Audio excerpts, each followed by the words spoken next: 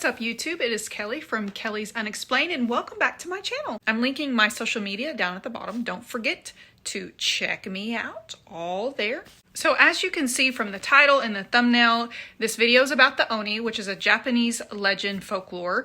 And I got this idea from the devil mask that I got at the antique store. So I'm going to link that at the top. I did an investigation to see if this devil mask, this Japanese devil mask, was haunted. So check that out.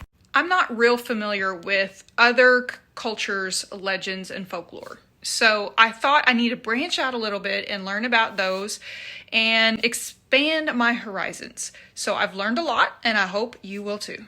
So let's get started.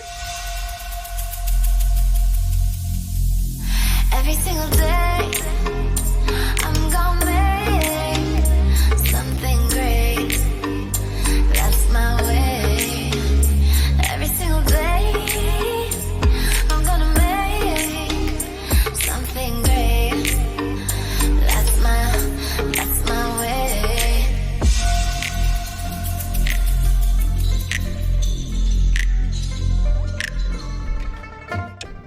In today's video, we're going to look at the Oni.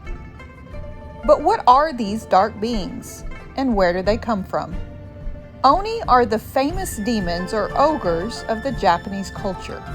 They sit in the class of Japanese creatures known as the yoki, otherwise known as mysterious calamities. They are the entities of cruelty and punishment that exist in one of the many Buddhist hells. There's actually quite a few variants of what these actually look like, but generally they are depicted as blue or red in color with a head of messy hair circling a number of very sharp horns. In their mouths they have long deadly tusks, and on their hands their fingertips are glazoned with nightmarish claws.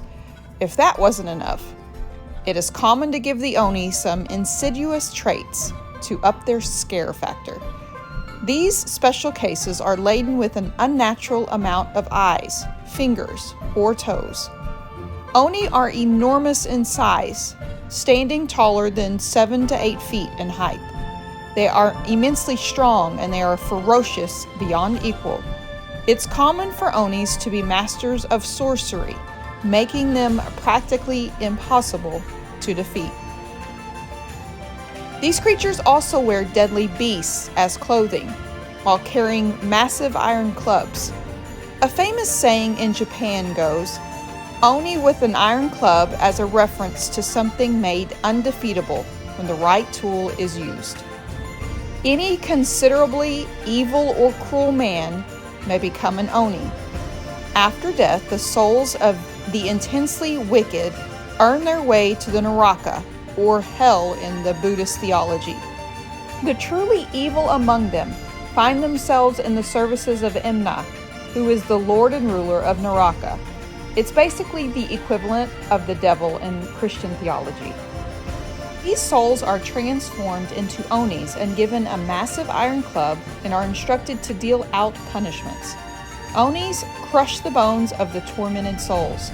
They skin their victims alive and torture them with every horrific and unspeakable act you can think of. Naraka is filled with Onis. These Onis make up the legions and armies of the hell's military.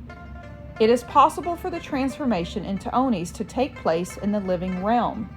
It is in fact these Onis that spawn the most stories in the Japanese legend and folklore, and obviously the most dangerous.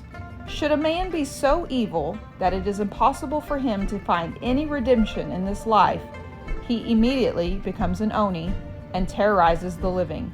One famous tale tells of a man living in a doji. A monk in training suspected a child to be a demon.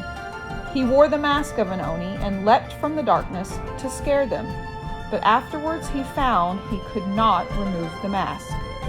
The monk went and sought help from the masters of the temple, but they scolded him for his wickedness.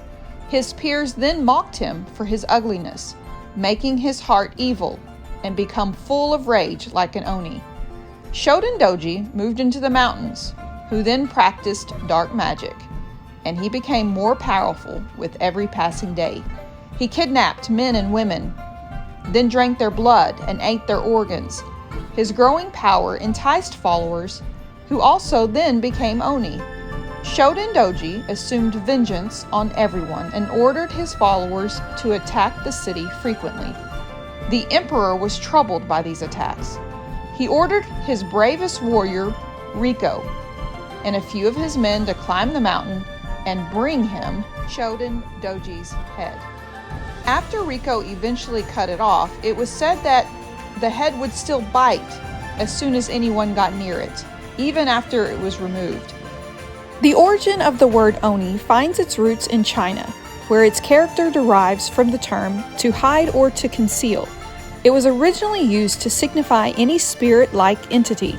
At first, it didn't specifically represent anything evil, but the modern-day character of Oni in China still has the same spiritual meaning as its original connotation. The modern concept of Oni seems to have been absorbed by Buddhism at some point in the past, and in some time evolved into the dark creatures of Japan. Modern-day Japan still has celebrations related to the Oni. The most famous one is the custom of Mani-Maki during the annual Sestaban festival.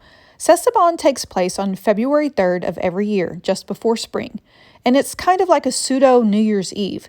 The festival revolves around cleansing evil for the year behind and driving away evil and disease for the upcoming year. Mani-Maki sees one person in the family wearing the mask of the Oni. The rest of the family throw roasted soybeans at them, yelling evil out and luck in, just before slamming the front door in their face. Thank you so much for joining me. I hope you learned a lot about the Japanese legend of Oni. I know I sure did. Don't forget to hit that subscribe button before you leave and hit the like button if you like this video. And as always, come back for more. I'm here every Friday and every Monday. Thanks for stopping by, guys. Love you. Bye.